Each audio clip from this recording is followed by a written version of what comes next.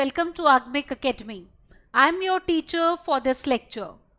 In this lecture, we are going to do NCERT exemplar problems from the chapter Relations and Functions. Alright?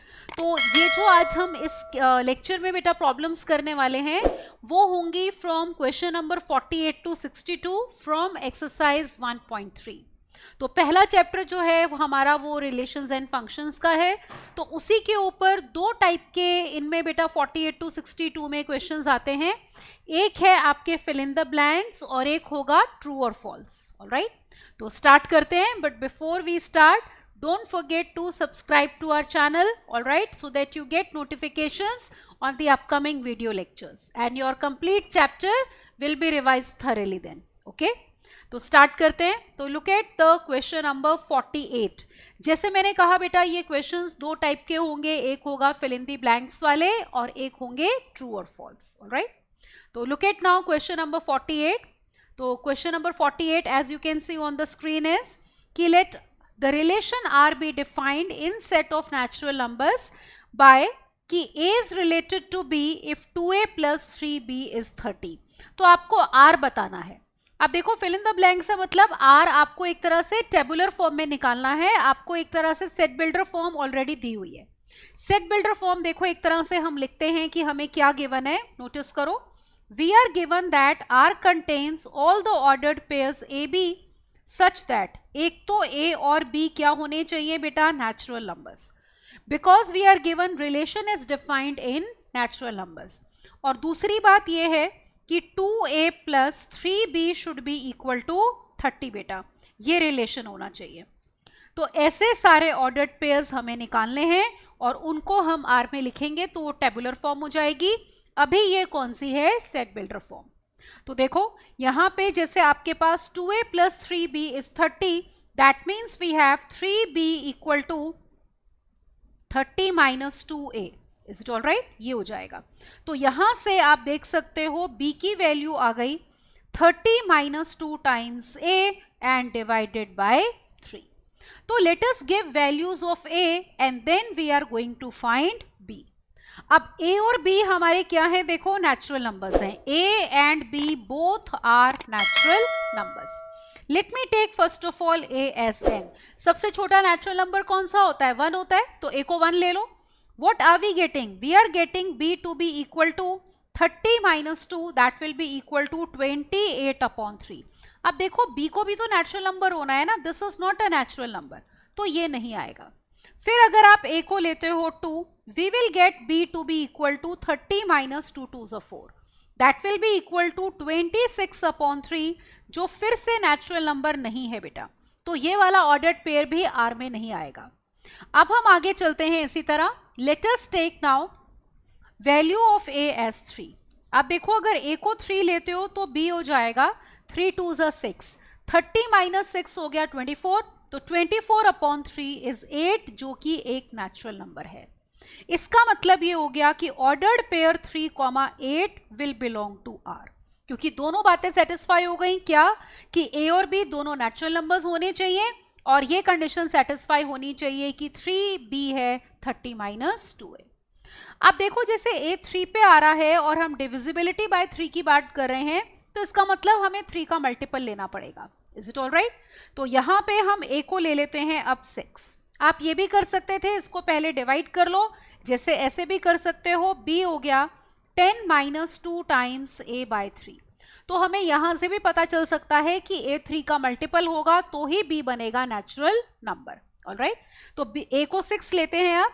तो B will be equal to 30 minus 12, that is 18. 18 upon 3 will be 6, which is again natural number. तो इसका मतलब अगला ordered pair आ गया हमारा 6,6, जो R को belong करता है.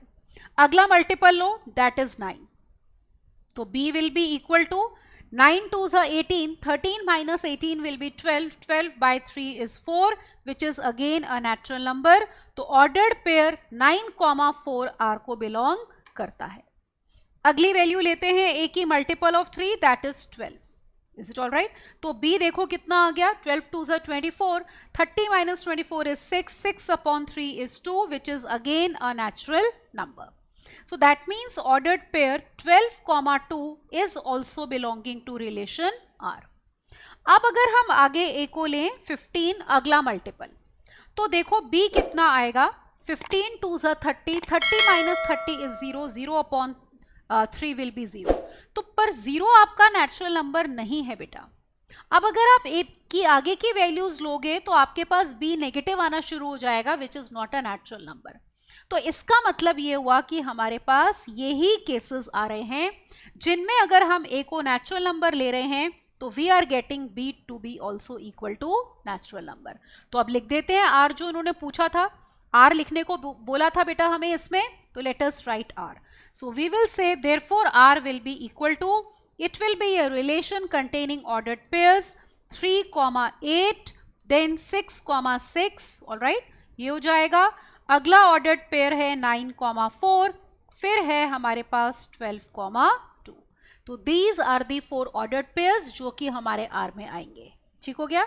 तो ये था हमारा क्वेश्चन नंबर 48 बेटा, जिसमें आपको यही बताना था कि R रिलेशन क्या होगा, that we have obtained. all right, तो जैसे मैंने कहा था इसको हम सेट बिल्डर फॉर्म कहते हैं, तो we had to write the proper ordered pairs, मतलब tabular form.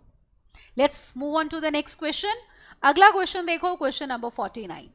49th question is again it is fill in the blanks. Let relation R be defined on set A by this. अब देखो defined on set A का मतलब होता है कि जो relation R है that is from set A to itself. all right, और देखो रिलेशन कैसे डिफाइन किया है, it will contain all the ordered pairs a b, of course a और बी दोनों ए को बिलोंग करने चाहिए, and mod A square minus B square is strictly less than 8. Is it okay? तो देखते हैं, तो यहां पे हमें पता है ए और बी बेटा दोनों किसको बिलोंग करेंगे, ए को. तो let us write R over here now. तो डायरेक्टली हम लिखने की कोशिश करते हैं. पहले तो देखो जैसे आर रिलेशन ए से ए में है और आपको ए सेट ये दिया हुआ है, सेट कंटेनिंग एलिमेंट्स 1, 2, 3, 4 एंड 5, यही है ना. आप ये सोचो कि जैसे 1, 1 खुद से रिलेट होगा या नहीं, किसी भी नंबर को खुद से माइनस करेंगे उसका स्क्वायर तो 0 आएगा ना. तो mod of 1 square minus 1 square 0 है, 2 स्क्वायर माइनस 2 स्क्वायर 0 होगा. यहाँ पे अगर आप चाहो तो देखो लिख भी सकते हैं पहले, we can write also, look here what I am saying, कि we have mod of 1 square minus 1 square is equal to 0. इसका मतलब ऑर्डर्ड पेयर 1, 1 किसको बिलोंग करता है, आर को. सिमिलरली देखो 2 स्क्वायर माइनस 2 स्क्वायर भी कितना हो जाएगा, 0. तो ऑर्डर्ड पेयर 2, 2 भी आर को बिलोंग करेगा. इसी तरह से देखो हर एलिमेंट खुद को बिलोंग करेगा, तो similarly we have 5, 5 belonging to R. तो ये सारे एलिमेंट्स बेटा एक तो खुद से रिलेट होंगे ही होंगे. अब देखो और कौन से ऑर्डर्ड पेयर्स आएंगे इसमें, लुक हियर नाउ. जैसे अगर हम ए को ले लें 1 और बी को ले लें 2, तो ऑब्जर्व करो व्हाट इज मॉड ऑफ 1 का स्क्वायर माइनस 2 का square, this will be equal to 3 which is strictly less than 8. क्योंकि कंडीशन ये है ना कि डिफरेंस स्क्वायर्स का अगर लेते हैं उसका मॉड ले लें तो 8 से कम होना चाहिए. इसका मतलब बेटा ऑर्डर्ड पेयर 1, 2 आर को बिलोंग करता है. और देखो एक बात आपको पता है कि mod of x minus y is always same as mod of y minus x, isn't it. तो इसका मतलब मॉड ए स्क्वायर माइनस बी स्क्वायर लें हम यहाँ पे, तो वो किसके इक्वल हो जाएगा, it will be same as mod B square minus A square. इसका मतलब अगर 1 to r को बिलोंग कर रहा है ना, तो यहाँ पे हम कह सकते हैं कि 2, 1 will also belong to r, क्योंकि मॉड तो सेम ही आएगा. इसी तरह से आगे चलो, क्या 1, 3 से रिलेट हो सकता है. देखो 1 square minus 3 square 9, 9 minus 1 is 8, पर हमें स्ट्रिक्टली लेस देन 8 चाहिए, तो 1, 3 नहीं आएगा. इसी तरह 1, 4 और बड़ा हो जाएगा, 1, 5 भी नहीं आएगा. तो 1 जिससे रिलेट हो सकता है वो सिर्फ 2 था, वो हमने ले लिया. अब 2 लो, 2, 1 तो हम ले चुके. Let us take 2 square minus 3 square, this will be 4 minus 9, that is minus 5 का mod which is 5, which is again strictly less than 8. इसका मतलब ये हो गया कि ऑर्डर्ड पेयर 2, 3 आर को बिलोंग करेगा, और 2, 3 कर रहा है तो बेटा 3, 2 भी आर को बिलोंग करेगा because of this reason. Is it okay? फिर 2 के साथ देखो 4 का आ सकता है, 2, 2 4, 4, 4 16. 2 माइनस 16 तो हमारा 8 से बड़ा हो जाएगा ना, तो वो नहीं आएगा, तो 2 का और किसी के साथ रिलेशन नहीं बनेगा। फिर 3 पे आ जाओ, 3 2 हम ले चुके हैं, 3 4 देखो, look at 3 square minus 4 square, this will be equal to 9 minus 16 that is minus 7, जिसका मॉड 7 है, जो कि फिर से स्ट्रिक्टली लेस देन 8 है। It implies that ordered pair 3, 4 R को बिलोंग करेगा, तो इसका मतलब 4, 3 ऑर्डर्ड पेयर भी किसको बिलोंग कर रहा है, आर को। तो हमें सारे ऑर्डर्ड पेयर्स मिल गए बेटा जो आर को बिलोंग करते हैं। यहां पे देखो 1 1 कर रहा है, 2 2 कर रहा है, सो ऑन 5 5 सारे करेंगे, फिर 1 2 2 1 2 3 3 2, ऑलराइट, देन वी हैव 3 4 4 3। तो let us write now relation R बेटा। तो अब हम यहां पे लिखते हैं आर रिलेशन। तो क्या क्या ऑर्डर्ड पेयर्स आ गए, 1 1, ऑलराइट, 2 2, देन वी हैव 3 3, फिर ऑर्डर्ड पेयर देखो 4 4, फिर आएगा ऑर्डर्ड पेयर 5 5, फिर हमारे पास ये वाले लिखो 1 2, then 2 1, is it okay, then we have 2 3 and 3 2, and also we have 3 4 and 4 3, alright। तो ये ऑर्डर्ड पेयर्स आर में आएंगे बेटा। तो यही क्वेश्चन था कि बताओ क्या होगा हमारा relation R, is it alright. तो these elements will be there, 5 और 6 टोटल कितने एलिमेंट्स आ गए हमारे, 11 एलिमेंट्स आ गए, is it okay. Let's see the next question now, look at now question number 50th question ये है, आपको एफ दिया है, देखो ये फंक्शन 1 2 3 5 4 1, और जी ये दिया है, you have to obtain g naught f and f naught g. Now this question is based on composition of functions, all right। पहले दो questions आपके बेस्ड थे रिलेशन के ऊपर, now we have this question on composite functions। तो start करते हैं। अब देखो सबसे पहले जैसे हमें f दिया है, set containing ordered pairs 1 2 3 5, all right, and 4 1। What does this imply? देखो ये क्या इंप्लाई करता है, it implies that under f1 की इमेज है 2, फिर अंडर f3 की इमेज है 5, और अंडर f4 की इमेज कितनी है 1। तो we are getting these results. Similarly we are given that g is equal to this set containing ordered pairs 2 3, ठीक है, पहला ऑर्डर्ड पेयर है 2 3, अगला है ऑर्डर्ड पेयर 5 1, फिर हमारे पास ऑर्डर्ड पेयर है 1 3। नाउ लेट अस सी कि एक तरह से इसको कैसे इंप्लाई कर सकते हैं, अंडर फंक्शन g 2 की इमेज है 3, तो g ऑफ 2 इज 3।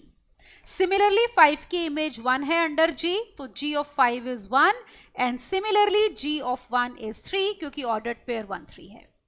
अब हम पहले निकालते हैं g not f, alright. Firstly I will obtain g not f। अब देखो f में क्या क्या एलिमेंट्स थे, f में प्री इमेजेस कितनी थी 1 3 4, तो हम निकालेंगे g not f of x एक तरह से, ऑलराइट, जिसमें x वैल्यूज लेगा 1 3 और 4, क्योंकि f की डोमेन में आ रहे हैं 1 3 और 4। तो स्टार्ट करते हैं, पहले देखो g नॉट f ऑफ 1, तो बाय डेफिनेशन ये हो जाएगा आपका g of f of 1, is it alright. अब नोटिस करो f ऑफ 1 कितना है 2, तो this will B g of 2, and g of 2 is how much 3। तो पहला ये आ गया। अगला एलिमेंट लेते हैं 3, g not f of 3, is it okay. तो by definition this will be equal to g of f of 3, is it okay, ये हो जाएगा। नाउ f ऑफ 3 इज 5, तो ये हो गया g of 5, and g of 5 is 1, तो this is equal to 1। अगला एलिमेंट लो 4, तो we obtain g not f of 4, तो by definition it is g of f of 4, f of 4 is 1 as you can see, तो we have g of 1 which is equal to how much 3। तो अब देखो हमारे पास ये आ गया g not f function, तो यहां पे लिख देते हैं। तो g नॉट f में आपके पास ऑर्डर्ड पेयर्स क्या आ गए, देखो 1 रिलेट हो गया 3 से, 3 रिलेट हो रहा है 1 से, और 4 किस से रिलेट हो रहा है 3 से। तो आई हैव ऑर्डर्ड पेयर्स 1 3 3 1 और फिर 4 3। तो ये ऑर्डर्ड पेयर्स आएंगे किसमें, g नॉट f में। अब हमें निकालना है f नॉट g b, तो let us obtain now f not g बेटा। तो अब हम निकालते हैं f नॉट g। अब देखो g में डोमेन क्या थी, g फंक्शन में डोमेन है 251, तो अगर हम ये निकाल रहे हैं देखो g f not g of x, तो इसका मतलब x वैल्यूज हमारी क्या क्या लेगा, 2, 5 and 1. Let us take first of all f not g of 2. By definition it will be f of g of 2. Is it okay? देखो g of 2 यहाँ पे हमने निकाला था कितना है 3, तो it is f of 3. और f of 3 कितना है देखो यहाँ पे निकाला था 5, तो it is equal to 5. Next लेते हैं f not g of कितना 5 बेटा. By definition of composite functions ये कितना हो जाएगा, f ऑफ g ऑफ 5. ठीक है, ये हो जाएगा. अब g ऑफ 5 देखो कितना है 1, तो यहाँ पे हम लेते हैं 1 और f ऑफ 1 हमने ये निकाला था कितना था 2, तो दिस इज इक्वल टू 2. अब लास्ट एलिमेंट लो, let us obtain f not g of कितना 1 बेटा, तो ये हो गया f of g of 1. Is it all right? ये g of 1 as you can see is 3 from here, तो f of 3. Is it all right? और f of 3 कितना था हमारा बेटा 5 था, तो ये आ गया. अब ऑर्डर्ड पेयर फॉर्म में हम लिखते हैं जैसे g नॉट f लिखा था. Late us write now f not g function. Notice करो 2 रिलेट हो रहा है 5 से, 5 रिलेट हो रहा है 2 से, और 1 किससे रिलेट हो रहा है फिर से 5 से बेटा. तो हमारे पास ऑर्डर्ड पेयर्स आ गए 2, 5, then we have 5, 2 and then we have 1, 5. तो ये हमारे पास आंसर हो गया. तो this is g not f जो हमने निकालना था, और ये हमारे पास आ गया f नॉट g. तो सिंपल क्वेश्चन है बेटा किसके ऊपर बेस्ड, कॉम्पोजिट फंक्शंस के ऊपर बेस्ड. Is it okay? तो दिस वाज क्वेश्चन नंबर कौन सा 50th. ऑलराइट, तो ये था हमारा 50th क्वेश्चन. तो I hope it's clear to you. Let's move on to the next question. अगला क्वेश्चन देखो, क्वेश्चन नंबर 51. 51st क्वेश्चन है कि f फंक्शन है रियल नंबर से रियल नंबर्स में बेटा, defined by f x is equal to x upon under root of 1 plus x square. आपको निकालना है f की कॉम्पोजिशन खुद के साथ 3 बार. पहले f की f के साथ लेनी है, फिर दोबारा f के साथ ही लेनी है. तो let us do this question now. Observe करो यहाँ पे, f is a function from real numbers to real numbers defined by f x is equal to x upon under root of 1 plus x square बेटा. अब हम यहाँ पे लेते हैं f nought f of x जो हमें निकालना है.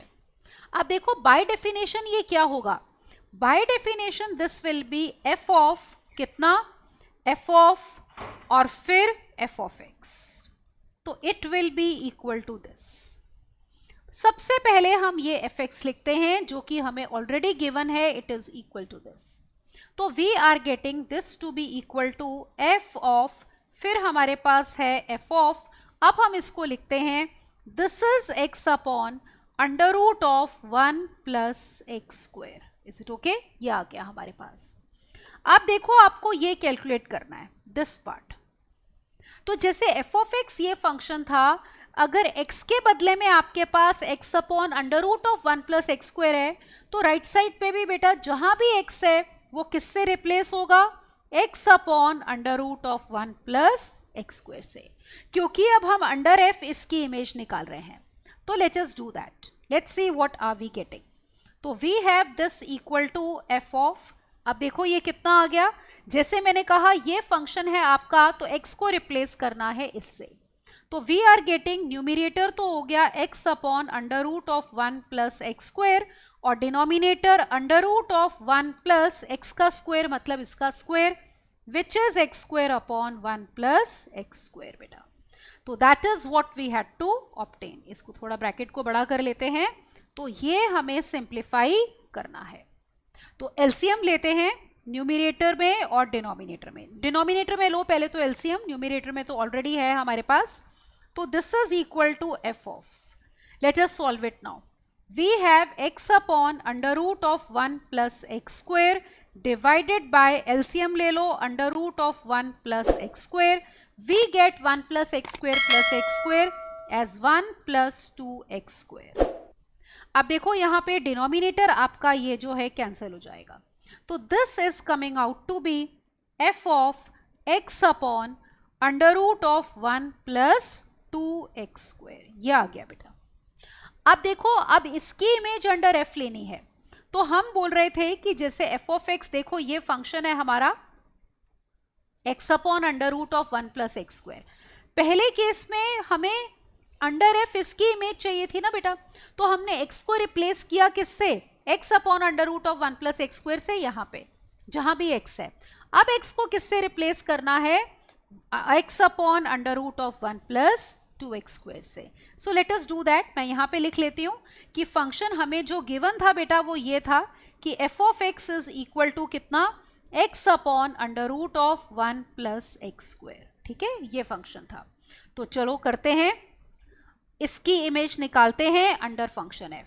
तो ये वाला x अगर इससे रिप्लेस हो रहा है तो राइट वाले x को भी हम इससे रिप्लेस करते हैं। तो we are getting now this to be equal to, numerator will be x upon under root of 1 plus 2x square. Alright, look at the denominator, under root of 1 plus, alright, so we have under root of 1 plus, in place of x we have whole thing, तो इसका square, तो x upon under root of 1 plus 2x square का हमें लेना है square.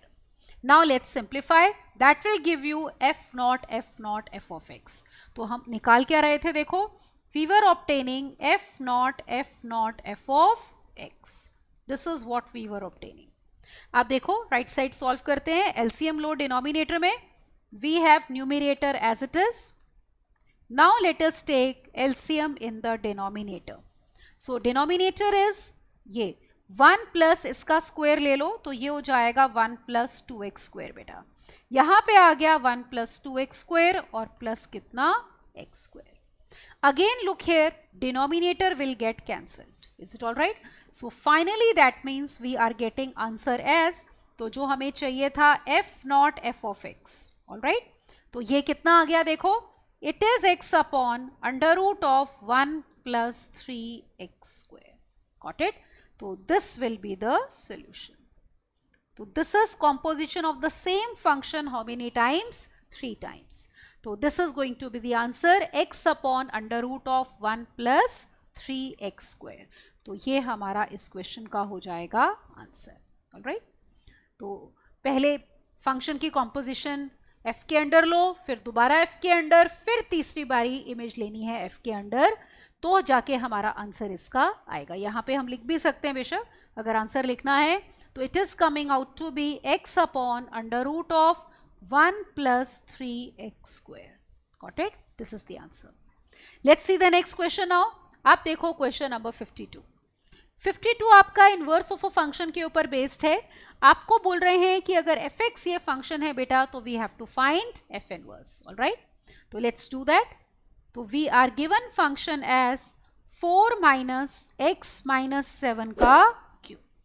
अब देखो function आपका जो है उसका इनवर्स कब एग्जिस्ट करता है, when it is a bijective function, मतलब वो 1 1 ऑन 2 दोनों होना चाहिए।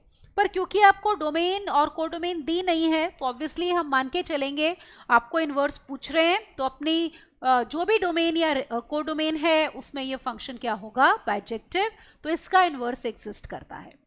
अब देखो इनवर्स निकालते कैसे हैं। सबसे पहला स्टेप होता है you replace f x by y, that's what we do.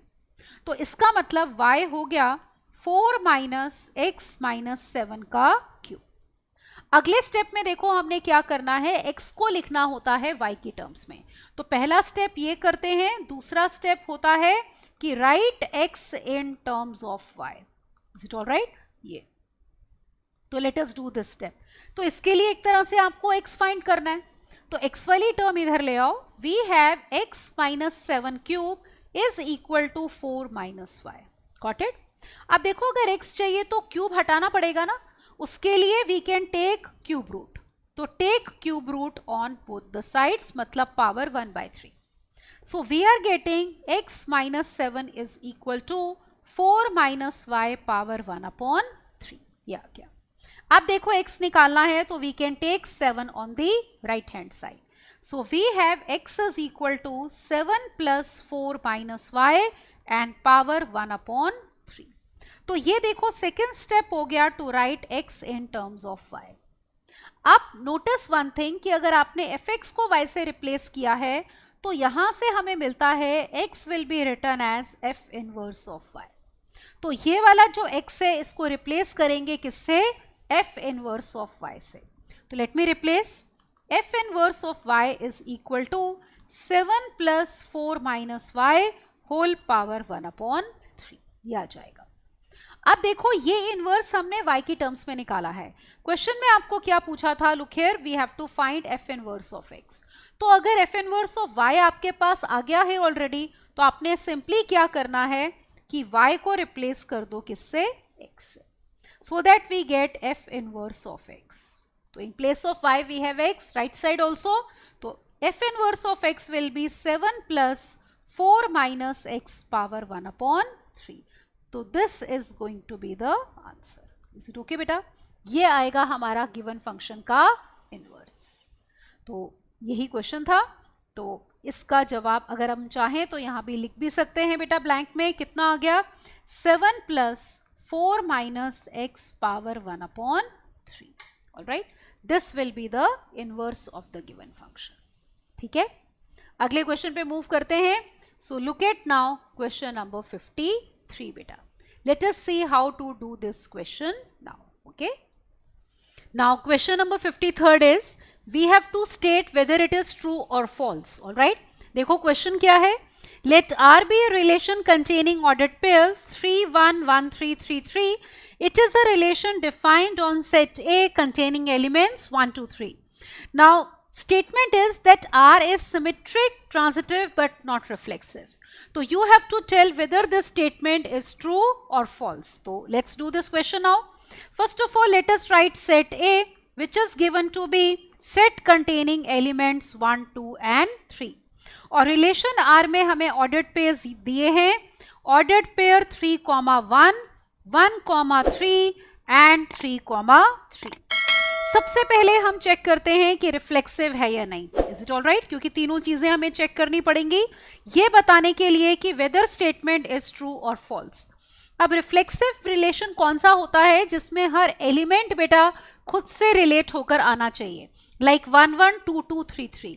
तो this relation is not reflexive, reflexive नहीं है, बिकॉज ना तो 1 1 बिलोंग करता है इसको, ना 2 2 करता है, और ना ही 3 3 बेटा। 3 3 तो चलो करता है, 3 3 इज बिलोंगिंग टू इट, है ना? 3 3 है पर 1 1 2 2 नहीं है, तो we will say they do not belong to R, तो it is not reflexive.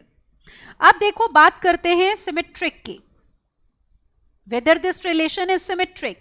Symmetric तब होता है कि अगर if A B belongs to R, तो बेटा उसका रिवर्स जब ए और बी एंट्री इंटरचेंज कर दो तो बी ए भी हमारा आर को बिलोंग करना चाहिए, isn't it? If AB belongs to R, then BA should also belong to R. अब देखो यहाँ पे 1 3 है तो उसका रिवर्स 3 1 है, ठीक है? 3 1 है तो उसका रिवर्स 1 3 है। जैसे 1 3 का रिवर्स 3 1, 3 1 का रिवर्स 1 3, और 3 3 का रिवर्स तो खुद ही होता है। तो दिस रिलेशन इज सिमेट्रिक, क्योंकि ये कंडीशन सेटिस्फाई हो रही है। अब हम चेक करते हैं क्या ये रिलेशन हमारा ट्रांजिटिव है बेटा या नहीं है। अब देखो कोई भी रिलेशन ट्रांजिटिव कब होता है? We say that relation is transitive कि अगर उसमें A B comma B C ordered pair R को बिलोंग करते हैं, then ordered pair A C should also belong to R, ये होना चाहिए। मतलब एक की सेकेंड एंट्री दूसरे की फर्स्ट एंट्री के इक्वल है, ऐसे दो ऑर्डर्ड पेयर्स हैं तो ऐसे ऑर्डर्ड पेयर भी होना चाहिए। अब हम यहाँ पे चेक करते हैं, देखो जैसे यहाँ पे एक तो ये वाला केस है कि 3 1, 1 3 बिलोंग्स टू आर, तो हमें मिल रहा है कि 3 3 belongs to R. Is it all right? तो ये तो है, पर आप इसको ऐसे देखो अगर कि 1 3, पहले मैं इस ऑर्डर्ड पेयर को लिखती हूं, फिर इसको 1 3 3 1 तो आर को बिलोंग करता है, इसकी सेकेंड एंट्री फर्स्ट एंट्री के इक्वल हो गई, बट नोटिस करो एसी क्या बना 1 1, but 1 1 does not belong to R. तो हमें एक काउंटर एग्जाम्पल मिल गया बेटा जिसमें ए बी बी सी तो आर को बिलोंग करते हैं पर ए सी आर को बिलोंग नहीं करता, that means this relation is not transitive. तो ये रिफ्लेक्सिव और ट्रांजिटिव नहीं है, सिर्फ सिमेट्रिक है। जबकि हम इस स्टेटमेंट में ये बोल रहे थे बेटा कि ये रिलेशन सिमेट्रिक और ट्रांजिटिव है, सिर्फ रिफ्लेक्सिव नहीं है, तो that means this statement is false. Alright, तो ये स्टेटमेंट हमारी फॉल्स हो जाएगी, ट्रू नहीं होगी। तो ये था क्वेश्चन नंबर 53 एनसीईआरटी एग्जाम्पलर का। Let's see the next question now. अब देखो क्वेश्चन नंबर 54। 54th में again you have to state whether it's true or false. We are given a function f from real numbers to real numbers defined by f of x is sine of 3x plus 2 where x is any real number. तो आपको बताना है f is invertible, यहाँ पे if नहीं ये is है ना, then f is invertible and you have to tell whether this statement is true or false. Check करते हैं, ये देखो यहाँ पे तो फंक्शन है रियल नंबर्स से रियल नंबर्स में और हमारे पास फंक्शन है F x is equal to sine of 3x plus 2। अब देखो फंक्शन इन्वर्टिबल कब होता है? इन्वर्टिबल मतलब एफ इनवर्स एग्जिस्ट करता है। तो एफ इनवर्स एग्जिस्ट तब करता है if F is bijective. Bijective का मतलब ये होता है कि इट शुड बी 1 1, ठीक है, 1 1 भी होना चाहिए और ऑन टू भी होना चाहिए। अब देखो कोई फंक्शन 1 1 कब होता है? कब हम कहते हैं कि कोई फंक्शन 1 1 है? वो तब होता है कि if x1 is not equal to x2, अगर x1 बेटा हमारा is not equal to x2 then उसकी इमेजेस भी डिफरेंट होनी चाहिए। f of x1 should not be equal to f of x2, तो फंक्शन 1 1 होता है। So now let us check whether this function is 1 1 or not. अब आप notice करो, suppose I take x equal to 0, तो 0 पे फंक्शन की value आ गई हमारी sin of 0 plus 2 that is sin 2। अब you must be knowing that जितने भी हमारे ट्रिग्नोमेट्रिक फंक्शंस होती है ना बेटा, all are periodic functions। मतलब sin x, cos x, tan x, secant x, cosecant x, cot x, they all repeat after regular intervals and the smallest length of the period after which they repeat is called as the period. All right, तो अब जैसे sin x का period हमारा 2 पाई होता है, लेकिन यहाँ पे जैसे sin 3x है, कुछ ऐड या सब्ट्रैक्ट करने से पीरियड पे फर्क नहीं पड़ता, लेकिन अगर वेरिएबल जिससे मल्टीप्लाई होता है ना बेटा, पीरियड उससे डिवाइड होता है। तो अगर कोई आपको इस फंक्शन का पीरियड पूछेगा तो that period will become 2 pi by 3। तो हम एक काम करते हैं, क्योंकि इसका पीरियड 2 पाई बाय 3 है, तो अगर हमने x को 0 लिया है, अब हम x को लेके देखते हैं 2 पाई बाय 3, मतलब इसमें 2 पाई बाय 3 ऐड कर दो, तो चेक करते हैं क्या फंक्शन की वैल्यू रिपीट हो रही है। Let us see. तो we have f of 2 pi by 3 is equal to, देखो कितना आ गया, sine of 3 into 2 pi by 3 and plus we have 2। Is it okay? इसको आगे देखो सॉल्व करते हैं हम, क्या आ गया हमारे पास, लुक हियर। तो this will be equal to sine of 2 pi plus 2। Is it okay? ये आ जाएगा बेटा। अब 2 पाई प्लस थीटा मतलब फर्स्ट क्वाड्रेंट, तो it will be same as sine 2। इसका मतलब f ऑफ 2 पाई बाय 3 पे भी सेम इमेज आ गई। तो देखो f ऑफ 0 भी था हमारा साइन 2 और f ऑफ 2 पाई बाय 3 भी कितना है, साइन 2। तो डिफरेंट एलिमेंट्स की इमेज सेम आ गई, तो इसका मतलब f is not 1 1। Is it all right? f 1 1 नहीं है तो इसका मतलब बाइजेक्टिव नहीं है, तो this implies f inverse does not exist, मतलब f इज नॉट इन्वर्टिबल।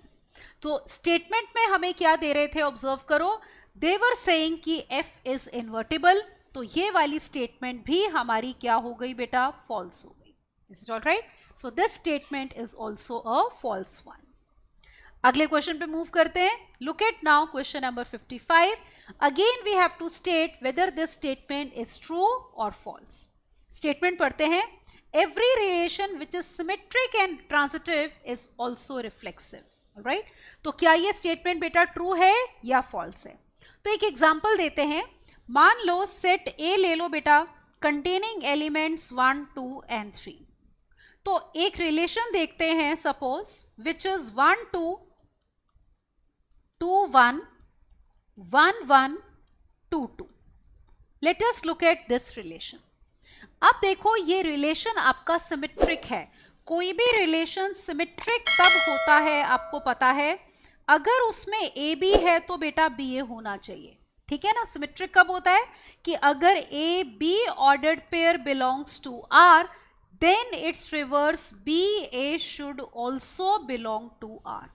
तो यहां पे देखो 1 2 का रिवर्स हो गया 2 1, 2 1 का रिवर्स 1 2, 1 1 का रिवर्स वो खुद ही है और 2 2 का रिवर्स भी वो खुद ही है। तो दिस रिलेशन इज सिमेट्रिक। फिर चेक करते हैं क्या ये रिलेशन ट्रांजिटिव है। ट्रांजिटिव कोई रिलेशन आपको पता है तब होता है कि जब आपके पास A B comma B C type के दो ऑर्डर्ड पेयर आर में हो। टाइप के मतलब जिसमें एक ऑर्डर्ड पेयर की सेकेंड एंट्री दूसरे की बेटा फर्स्ट एंट्री के इक्वल है, तो हमारे पास होना चाहिए कि A comma C should belong to R. अब आप इसमें देखो जैसे 1 2 2 1 है तो 1 1 आर को बिलोंग कर रहा है। फिर ऐसे ले लो 2 1 1 2 है तो 2 2 कर रहा है। फिर इसी तरह 2 1 1 1 है तो 2 1 कर रहा है। फिर आप ऐसे ले सकते हो 1 2 2 2 है तो 1 2 कर रहा है। तो जब जब ए बी और बी सी आर को बिलोंग कर रहे हैं, ए सी भी आर में है, तो दिस रिलेशन इज ट्रांजिटिव। अब क्या ये रिलेशन हमारा रिफ्लेक्सिव है? Is this relation reflexive? No, it is not reflexive. क्यों? क्योंकि हर ऑर्डर्ड पेयर खुद से रिलेट होकर आना चाहिए। अब इसमें 1 1 2 2 तो है पर 3 3 नहीं है, तो it is not reflexive because ordered pair 3, 3 does not belong to R. तो इसका मतलब कोई जरूरी नहीं है कि आपका कोई रिलेशन सिमेट्रिक और ट्रांजिटिव है तो रिफ्लेक्सिव भी होगा। हमने एक काउंटर एग्जांपल दिया है जिसमें रिलेशन सिमेट्रिक और ट्रांजिटिव है पर रिफ्लेक्सिव नहीं है। That means this statement is also false. Alright, तो ये भी स्टेटमेंट हमारी फॉल्स हो गई बेटा। Let's see the next question now. Look at now question number 56। Again the question is state whether the statement is true और false. आप देखो क्या दिया है। An integer m is said to be related to another integer n if m is an integral multiple of n. This relation in Z is reflexive, symmetric and transitive. आपको बताना है ये स्टेटमेंट ट्रू है या false है। तो आप देखो इसमें आपको रिलेशन क्या दिया है वो हम देखते हैं। तो आपको बोल रहे हैं एक इंटीजर m रिलेटेड है n से if m is lambda times n where lambda is any integer। और m और n क्या है? इंटीजर्स हैं। यहाँ पे m and n are also integers। तो रिलेशन क्या हुआ कि रिलेशन में वो सारे ordered pairs m comma n आ रहे हैं बेटा, such that m comma n belong to Z and m is of the type lambda n where lambda is also belonging to Z। एक एक करके चेक करते हैं। सबसे पहले चेक करते हैं क्या ये रिलेशन हमारा रिफ्लेक्सिव है। एज्यूम कर लो let m be any integer. अब देखो m को लिख सकते हो ना 1 into m, और 1 क्या है आपका? इंटीजर है। तो दैट मीन्स ये वाली कंडीशन सेटिस्फाइड हो रही है। तो m से रिलेटेड होगा फॉर एवरी इंटीजर। तो this implies integer m comma m will belong to Z for all m belong to r। यहाँ पे रिलेशन r है तो ये ordered pair m comma m will belong to r for all m belonging to Z। तो यही definition होती है हमारी रिफ्लेक्सिव की। तो हम यहाँ पे बोलते हैं देयरफॉर r इज रिफ्लेक्सिव। तो ये रिलेशन हमारा हो गया reflexive. Now let us check whether it is symmetric और not. Is it all right? तो अब हम चेक करते हैं ये रिलेशन सिमेट्रिक है या नहीं है बेटा। सिमेट्रिक के लिए एज्यूम कर लो कि let m comma n belong to r। Is it okay? ये हो गया। इसका मतलब हो गया m is equal to lambda times n where lambda is any integer. तो क्या n m को बिलोंग, मतलब कि n कॉमा m r को बिलोंग करेंगे? मतलब अगर m रिलेटेड है n से तो क्या n भी m से रिलेट करेगा? एक काउंटर एग्जांपल लेते हैं। यहाँ पे एग्जांपल हम ये लेते हैं कि मान लो आपके पास n है 2 और m की वैल्यू है 6। तो 6 can be written as 3 into 2। तो 3 हमारा एक तरह से क्या हो गया, लैम्डा। लेकिन क्या आप 2 को कोई इंटीजर इंटू 6 लिख सकते हो? नहीं। यहां पे तो 2 कितना आ जाएगा, देखो इट विल बी 1/3 ऑफ 6, और ये जो 1/3 है it is not an integer. तो इसका मतलब ये हो गया कि ऑर्डर्ड पेयर 6,2 mn था ना, m is integral multiple of pi, तो हम ये बोलेंगे यहां पे कि ऑर्डर्ड पेयर बेटा 6,2 तो R को बिलोंग करता है, but 2,6 does not belong to R। Is it okay? ये देखो, ये आपको अब कंप्लीटली दिख रहा होगा। तो m n कब R को बिलोंग करते हैं? अगर m integral multiple of n है तो 6 तो इंटीग्रल मल्टीपल ऑफ है देखो 2 का, क्योंकि 3 इंटीजर है lambda, this is an integer, but 2 is not integral multiple of 6, तो 2 6 does not belong to R। तो एक काउंटर एग्जाम्पल मिल गया कि A भी कर रहा है, B ये नहीं कर रहा, तो therefore we will say R is not symmetric. तो ये वाला रिलेशन हमारा हो गया नॉट सिमेट्रिक। अब अगर आपने ट्रांजिटिव चेक करना है तो वो देखो कैसे करेंगे। Now let us check whether this relation is transitive और not. Is it all right? ये है। तो एज्यूम कर लो इसमें let m, n and n, p belong to relation R। अब कब mn R को बिलोंग करता है? If m is integral multiple of n, मान लो लैम्डा 1 टाइम्स n है, और इसी तरह np कर रहा है तो n हो जाएगा some lambda 2 times p, where यहां पे लैम्डा 1 और लैम्डा 2 बोथ आर इंटीजर्स। मतलब m भी इंटीग्रल मल्टीपल ऑफ n है और n है integral multiple of p। We have to check क्या m p से रिलेट हो रहा है, क्या m p का इंटीग्रल मल्टीपल है। उसके लिए क्या करेंगे, यहां पे ये वाली n की वैल्यू आप यहां पे पुट कर दो, तो we are getting m is equal to lambda 1 into lambda 2 times p। अब देखो अगर आपके पास लैम्डा 1 लैम्डा 2 इंटीजर्स हैं तो उनका जो प्रोडक्ट होगा lambda 1 into lambda 2, this will also be an integer. तो इसका मतलब m is integral multiple of p। Suppose इसको लैम्डा मान लेते हैं प्रोडक्ट को, तो this implies m is lambda times p, this implies mp will belong to relation R। इसका मतलब जब जब mn, np R को बिलोंग करेंगे, we have mp belonging to R। तो यही डेफिनेशन होती है किसकी? ट्रांजिटिव की। तो देयरफॉर R इज ट्रांजिटिव। तो ये relation is transitive. Alright, it was not symmetric, ये रिफ्लेक्सिव भी है और ट्रांजिटिव भी है। अब स्टेटमेंट एक बारी दोबारा देखते हैं कि स्टेटमेंट हमें बेटा क्या दी हुई थी। ऑलराइट, तो ये देखो आपको कहा था कि it is reflexive, symmetric and transitive, तो ये रॉन्ग है क्योंकि ये रिलेशन रिफ्लेक्सिव है, ट्रांजिटिव है, पर सिमेट्रिक नहीं है। तो therefore this statement will be false. Got it? This will be the answer. Now let's move on to the next question. अगला क्वेश्चन देखो, क्वेश्चन नंबर 57। 57th में आपको सेट दिया है 0 1 और n with the set of natural numbers. फिर बोल रहे हैं मैपिंग लेनी है n से a में, तो आपको दिया है एक फंक्शन नेचुरल नंबर से a में।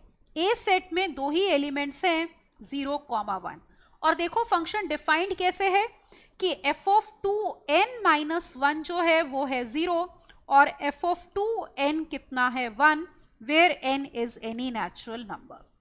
तो स्टेटमेंट में कहा है कि ये फंक्शन ऑन टू है। अब कोई फंक्शन ऑन टू कब होता है बेटा? जब रेंज किसके इक्वल होती है? कोडोमेन के। अब आप नोटिस करो अगर फंक्शन n से a में है तो ये जो सेट a है दिस विल बी कोडोमेन। ठीक है ना, ये हमारी हो गई कोडोमेन, मतलब सेट कंटेनिंग एलिमेंट 0 और 1, और जो इमेजेस का सेट होगा वो हमारी हो जाएगी रेंज। तो चेक करना है क्या रेंज कोडोमेन के इक्वल है।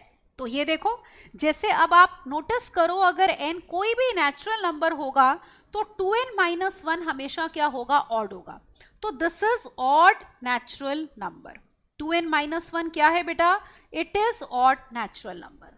तो इसका मतलब अगर हम जैसे n को 1 लेते हैं तो 2n-1 will be 1, f of 1 is 0, फिर f ऑफ 3 भी 0 होगा, f ऑफ 5 भी 0 होगा, एंड सो ऑन। तो हर ऑड नेचुरल नंबर की इमेज कितनी है? 0। और 2n हमारा हमेशा कैसा होता है बेटा, even natural number. 2n is always even natural number. Is it okay? अब जैसे f of 2 ले लो, n को 1 लोगे तो क्या आएगा f of 2, it will be equal to 1। Similarly n को 2 लो, 2 2 सा 4, f of 4 भी 1 होगा, f of 6 भी 1 आएगा एंड सो ऑन। तो आप नोटिस करो जितने भी नेचुरल नंबर्स हैं यहाँ पे, या तो जैसे 1, ये देखो 1 2 3 4 5 6 all natural numbers are covered. तो जो ऑड नेचुरल नंबर्स हैं उनकी इमेज 0 है, इवन नेचुरल नंबर्स की इमेज कितनी है, 1। तो इमेज हमारे दो ही एलिमेंट्स बन रहे हैं 0 और 1, तो range is the set of images. तो ये हो गया 0, 1 which is nothing but set ए। और सेट ए किसके इक्वल था, हमारा कोडोमेन था, क्योंकि फंक्शन n से a में दिया हुआ था बेटा।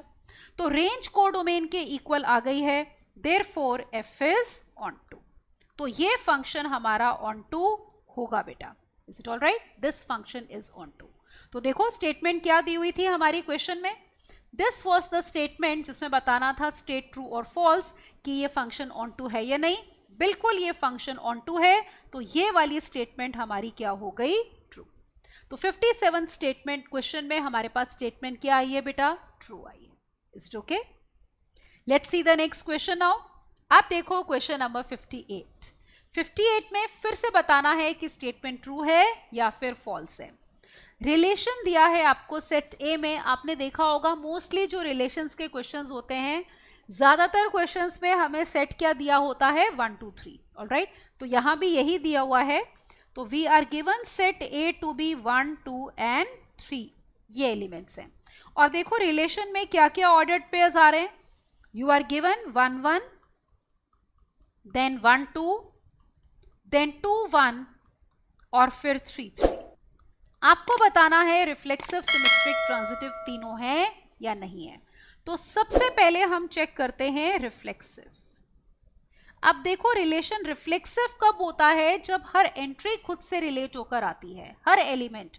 तो यहाँ पे 1 1 और 3 3 है पर 2 2 नहीं है, तो it is not reflexive. Why? Because ordered pair 2 2 does not belong to R. तो देखो स्टेटमेंट ट्रू या फॉल्स तो हमें यही पता चल गई ना कि फॉल्स है, क्योंकि रिफ्लेक्सिव है ही नहीं। Is it all right? पर फिर भी हम अपनी अंडरस्टैंडिंग के लिए सिमेट्रिक और ट्रांजिटिव चेक कर लेते हैं। पर अगर आपको एग्जाम में ये क्वेश्चन आता है तो आप स्ट्रेट अवे बोल सकते हो कि फॉल्स है, क्योंकि this relation is not reflexive. All right, अब देखो अगर हमें चेक करना है अपने अंडरस्टैंडिंग पर्पस के लिए कि weather this relation is symmetric और नॉट। तो सिमेट्रिक कब होता है, अगर ए बी है तो बी ए होना चाहिए, इजंट इट? कि if A B belongs to R then we should have B A also belonging to R. तो यहां पे आप चेक करो, जैसे 1 1 का रिवर्स 1 1 ही है, 1 2 2 1 है, 3 3 है, तो बिल्कुल ये रिलेशन सिमेट्रिक होगा, क्योंकि जब जब ए बी है तो बी ए बी है। अब देखो यहां पे हम चेक करते हैं क्या ये रिलेशन हमारा ट्रांजिटिव है या नहीं है। ट्रांजिटिव कब होता है कोई रिलेशन, कि अगर उसमें बेटा A B comma B C है तो ए सी होना चाहिए, isn't it? What do we say? If A B comma B C ordered pair belongs to R then ordered pair A C should belong to R, ये होना चाहिए। तो हम check करते हैं। अब जैसे देखो यहाँ पे 1 2 2 1 है, तो 1 1 प्रेजेंट है ना, लेकिन आप एक चीज नोटिस करो, अगर हम इसको ऐसे ले ले 2 1 1 2, ये है ना, 2 1 भी है और 1 2 भी है, तो ये ऑर्डर्ड पेयर है जिसकी सेकेंड एंट्री फर्स्ट एंट्री के इक्वल है, ठीक है।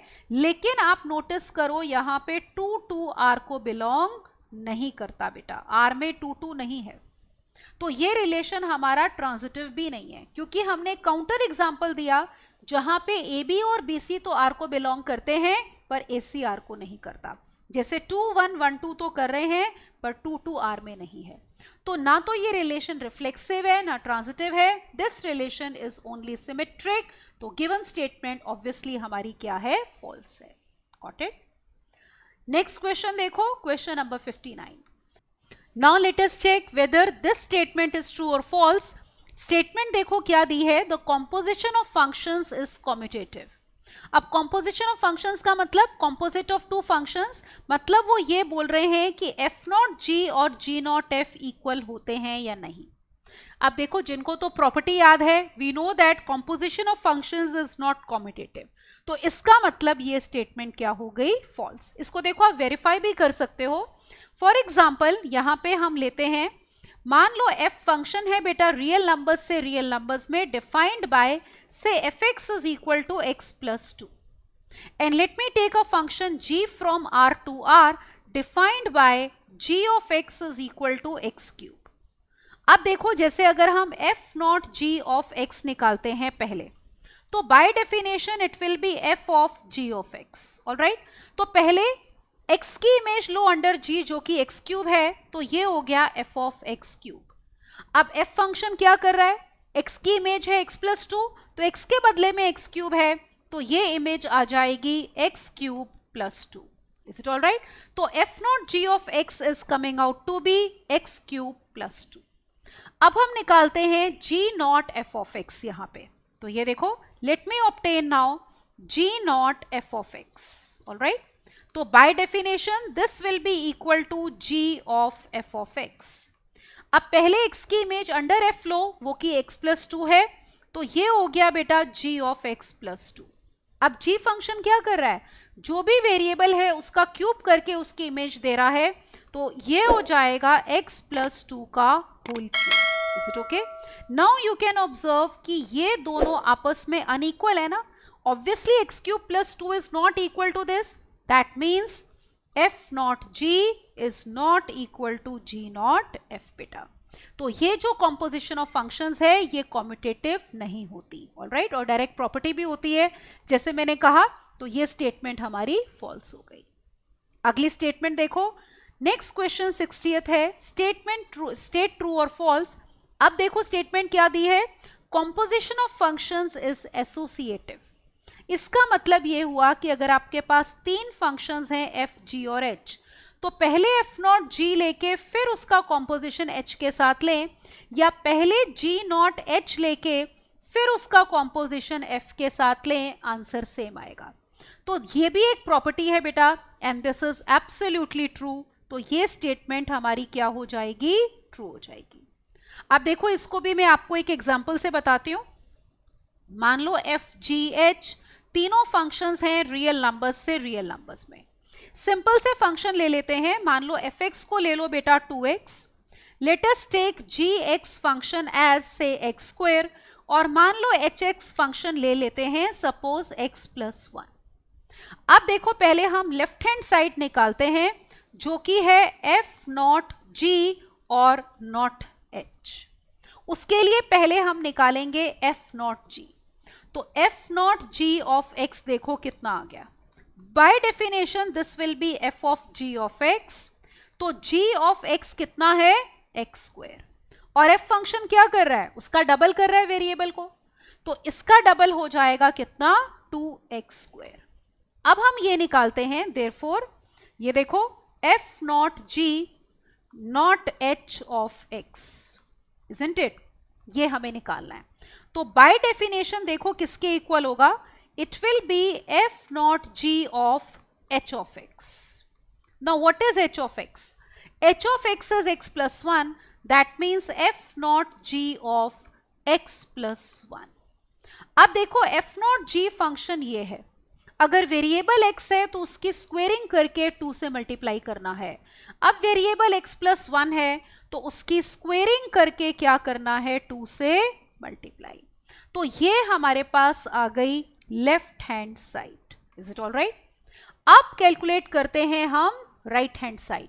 राइट हैंड साइड में हम क्या कैलकुलेट करेंगे, देखो यहाँ पे f not bracket g not h। तो let us calculate now right hand side. तो राइट hand side is f not bracket g not h। तो let me first of all calculate g not h of x। तो by definition it is g of h of x। अब देखो h of x कितना था हमारा, x plus 1, और g function क्या कर रहा था, जो भी वेरिएबल है देखो उसका हम ले रहे थे स्क्वायर। कैन यू सी, ये देखो g ऑफ x ये है, h ऑफ x था x प्लस 1 जो हमने लिख दिया। अब वेरिएबल का स्क्वायर लेना है, x प्लस 1 है तो उसका स्क्वायर हो गया x प्लस 1 का square. Now let us take this f not g of h. Alright, तो ये मैं लेती हूं, देखो f not bracket g not h of x. तो by definition it will be equal to f of g not h of x, जो कि हम ऑलरेडी निकाल चुके हैं. ये देखो g not h of x हमारा आया है x प्लस 1 का स्क्वायर, तो this will be equal to f of x plus 1 का स्क्वायर. अब देखो f फंक्शन क्या कर रहा था, यहां पे ऑब्जर्व करो, f of x is twice of x, जो भी वेरिएबल है उसका डबल. तो यहां पे हम ऑब्जर्व करते हैं, लुक हियर, तो यहां पे आप देखो इसका डबल कितना हो गया, 2 टाइम्स x प्लस 1 का square. Now observe both are equal, ये आप देख रहे हो, these two are equal to each other. So this implies left hand side is equal to right hand side. मतलब f not g not h is same as f not bracket g not h. It means कि composition of functions क्या होता है, associative होता है. तो this statement is absolutely true. Got it? And as I said कि ये एक डायरेक्ट प्रॉपर्टी भी होती है बेटा, तो आप इसको एज अ प्रॉपर्टी भी याद कर सकते हो. ठीक है, अगले क्वेश्चन पे मूव करते हैं. Look at now question number 61. इसमें बोल रहे हैं कि अगेन स्टेट ट्रू या फॉल्स, क्या हर फंक्शन इन्वर्टिबल होता है. अब देखो पीछे ही हमने एक क्वेश्चन किया था, एक और देख लो. जैसे मान लो हमारे पास f फंक्शन है बेटा रियल नंबर्स से रियल नंबर्स में, और मान लो हमारा फंक्शन है fx is equal to x square. आपको पता है कि f इज इन्वर्टिबल, मतलब उसका इनवर्स बेटा कब एग्जिस्ट करता है, if f is bijective, isn't it. तो उस फंक्शन का बाइजेक्टिव होना जरूरी है. बाइजेक्टिव का मतलब ये हुआ वो फंक्शन 1 भी होना चाहिए और आपका ऑन टू भी होना चाहिए. अब जैसे ये मैंने फंक्शन लिया है रियल नंबर्स से रियल नंबर्स में, आप नोटिस करो इसमें f ऑफ 1 है हमारा 1 का स्क्वायर दैट इज 1, और f ऑफ -1 है -1 का स्क्वायर दैट इज 1. तो दो डिफरेंट एलिमेंट्स की हमारे पास आ गई यहां पे सेम इमेज. तो 1 क्या होता है, जब प्री इमेजेस डिफरेंट हैं तो इमेजेस डिफरेंट होनी चाहिए, लेकिन यहां पे दो डिफरेंट प्री इमेजेस की सेम इमेज आ गई, तो f is not 1. Is it all right? This implies f is not invertible बेटा. तो 1 ही नहीं है तो बाइजेक्टिव होगा नहीं, तो f इज नॉट इन्वर्टिबल. तो यहां पे जो बोल रहे थे कि एवरी फंक्शन इज इन्वर्टिबल, ये बात बिल्कुल गलत है, फॉल्स है. Got it? So this was question number 61. Now look at one last question, question number 62. State true or false. इसमें कहा है a binary operation on a set has always the identity element. ठीक है, कि binary operation किसी set पे लो तो उसमें आपको आइडेंटिटी एलिमेंट मिलेगा ही मिलेगा. चेक करते हैं, एक एग्जांपल लेते हैं. मान लो हमारे पास बाइनरी ऑपरेशन स्टार है नेचुरल नंबर से नेचुरल नंबर्स में, डिफाइंड बाय, रादर ये बोलेंगे हम फ्रॉम n क्रॉस n से n में, क्योंकि बाइनरी ऑपरेशन आपका किस में होता है, n क्रॉस n से n में, defined by a star b is equal to a plus b. तो चेक करते हैं क्या इसमें आइडेंटिटी एग्जिस्ट करती है.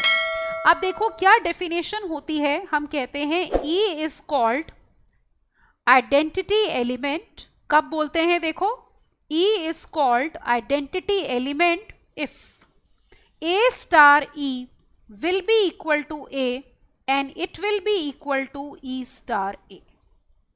अगर a की बाइनरी ऑपरेशन a का e के साथ लो तो a वापस मिलना चाहिए, चाहे e राइट साइड पे है या लेफ्ट साइड पे है. तो अब हमारे पास बाइनरी ऑपरेशन है a प्लस b. इसका मतलब ये हो गया कि a plus e should be a and it should be equal to e plus a. अब a प्लस e और e प्लस a तो एक ही बात है ना, इसको सॉल्व करो, a कैंसल होके हमारे पास e आ गया 0. पर हम बाइनरी ऑपरेशन ले रहे हैं नेचुरल नंबर्स में, but 0 is not a natural number, तो इसका identity element does not exist. Is it all right? तो यहां पे हम बोलेंगे कि this implies identity element does not exist. All right, identity element for star does not exist in set of natural numbers. तो यहाँ पे जो स्टेटमेंट में बात बोल रहे थे कि binary operation on a set always has identity element, तो this statement is absolutely false बेटा. तो ये स्टेटमेंट हमारी बिल्कुल क्या है, गलत है. हमने दिखा दिया कि अगर हम बाइनरी ऑपरेशन प्लस का लेते हैं और नेचुरल नंबर्स तो उसमें आइडेंटिटी एलिमेंट हमारा एग्जिस्ट नहीं करता. Is it okay? So in this lecture we have done questions from NCERT exemplar book, all right, which were based on relations and functions chapter. हमने जो क्वेश्चंस किए हैं बेटा वो दो टाइप के क्वेश्चंस किए हैं, एक ट्रू फॉल्स टाइप के और एक fill in the blanks. These questions were question number 48 to 62, exercise 1.3. तो अब आप अच्छे से इन क्वेश्चंस को प्रैक्टिस करो. All right, relations and functions is an important chapter. ये एक तरह से बेस है बेटा हमारे पूरे कैलकुलस का. ऑल राइट, स्पेशली फंक्शंस और रिलेशंस में यू नो दैट कि रिफ्लेक्सिव और सिमेट्रिक तो बेटा इजीली पता चल जाता है, पर थोड़ी सी प्रैक्टिस हमें ट्रांजिटिव रिलेशन के लिए चाहिए होती है. और फंक्शंस में तो ये है कि हर कॉन्सेप्ट ही बहुत इंपॉर्टेंट है क्योंकि उसके ऊपर पूरा आगे का बेटा आपका कैलकुलस बेस्ड है. All right, so keep practising, keep revising. Rest will continue in the next one, and beta don't forget to subscribe to our channel for timely notifications on the upcoming video lectures. All right, so I hope you are enjoying the benefit of our courses. Thank you and bye bye.